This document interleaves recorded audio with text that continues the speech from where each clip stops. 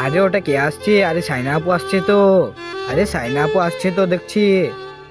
তো বলেন কেমন আছেন আপনারা?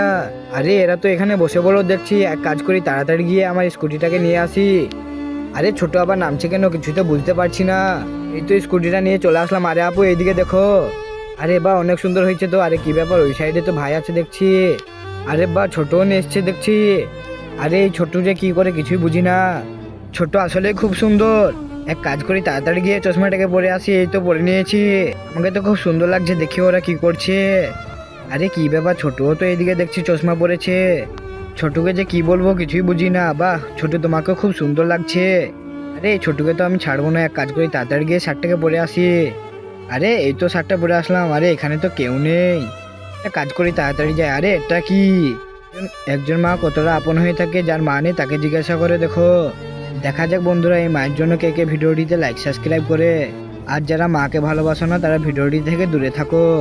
আরে ছোট, তুমি তো দিন দিন অনেক সুন্দর হয়ে যাচ্ছ। এবারও আমি ফেল।